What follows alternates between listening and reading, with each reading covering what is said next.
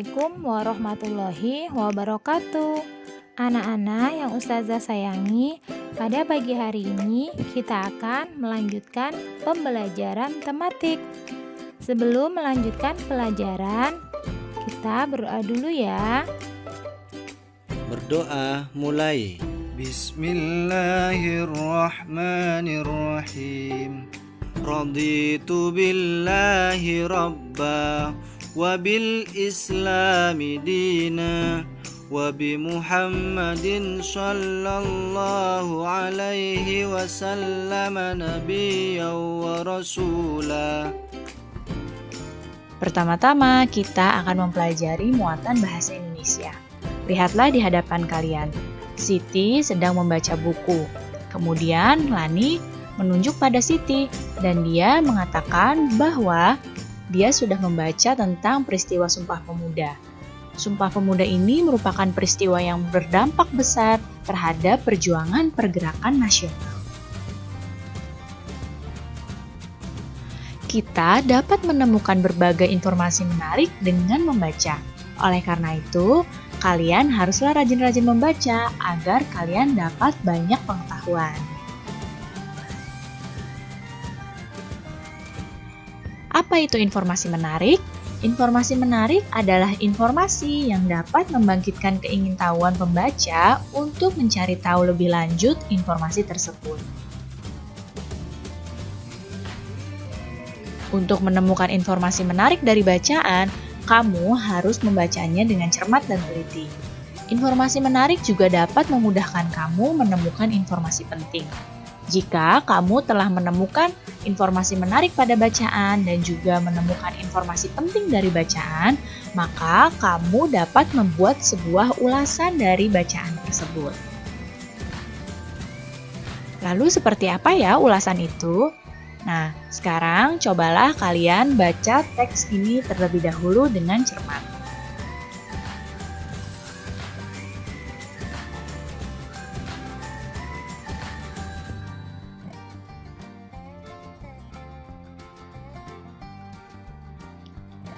Jika kalian sudah selesai membaca, mari kita coba membuat ulasan dari teks ini. Teks ini adalah teks dengan judul Lagu Indonesia Raya. Nah, pertama kita akan tentukan bagian mana yang paling menarik dari teks ini. Setelah dibaca, bagian yang menariknya adalah ternyata lagu Indonesia Raya itu terdiri atas 3 bait. Setelah menemukan bagian yang paling menarik, tentukanlah informasi pentingnya dari setiap paragraf. Informasi penting dari paragraf pertama adalah lagu Indonesia Raya yang merupakan lagu kebangsaan Indonesia pertama kali dinyanyikan pada Kongres Pemuda II. Kemudian, informasi penting dari paragraf kedua adalah lagu Indonesia Raya juga dinyanyikan pada upacara bendera saat penaikan bendera merah putih. Setelah kalian membaca bagian yang menarik dari teks ini dan juga menentukan informasi pentingnya, kita dapat memberikan alasan pada seseorang untuk membaca atau tidak membaca teks ini. Nah, setelah dibaca, saran yang diberikan adalah bahwa saya menyarankan bacaan ini karena dapat menambah pengetahuan kita tentang lagu Indonesia Raya.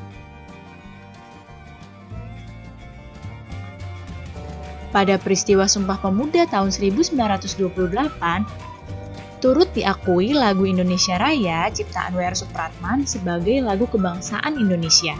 Lagu ini memiliki lirik yang lebih panjang dari yang biasa kita nyanyikan. Biasanya kita menyanyikannya hanya 1 stanza atau 1 bait. Sebenarnya lagu Indonesia Raya ini ada 3 stanza. Sekarang kita akan memasuki muatan SPDP. Seperti apa ya lagu Indonesia Raya dengan 3 stanza? Nah, di hadapan kalian ini adalah teks lagu Indonesia Raya. Yang sebelah kiri ini adalah teks Indonesia Raya yang biasa kalian nyanyikan, yaitu stanza pertama. Nah, yang sebelah kanan ini adalah teks Indonesia Raya, stanza kedua dan stanza ketiga. Dinyanyikannya nadanya sama dengan teks pada stanza pertama. Lagu Indonesia Raya tersebut wajib diajarkan pada generasi penerus dalam rangka menanamkan sikap cinta tanah air, menghargai jasa pahlawan, dan juga semangat perjuangan.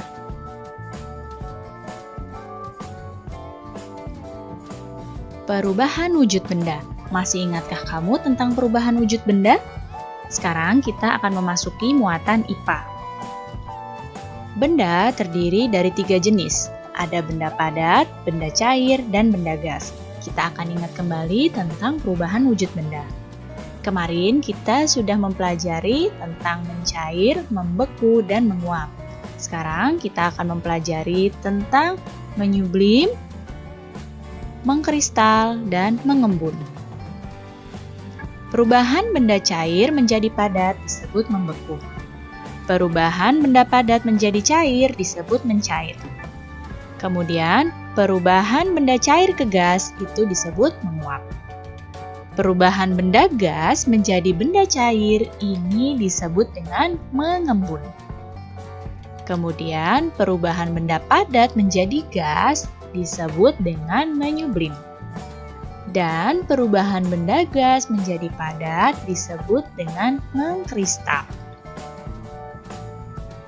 Sekarang kita akan mempelajari contoh dari peristiwa mengembun, yaitu perubahan wujud benda gas menjadi cair. Contoh peristiwa mengembun adalah embun di pagi hari. Kalian ketika pagi hari mungkin seringkali melihat di daun-daunan atau di rumput terdapat titik-titik air, tapi tidak hujan. Nah, titik-titik air tersebut adalah embun.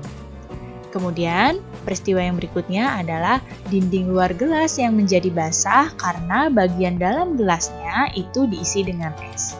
Itu merupakan contoh peristiwa mengembun. Berikutnya adalah menyublim, yaitu perubahan benda padat menjadi gas. Apa contohnya?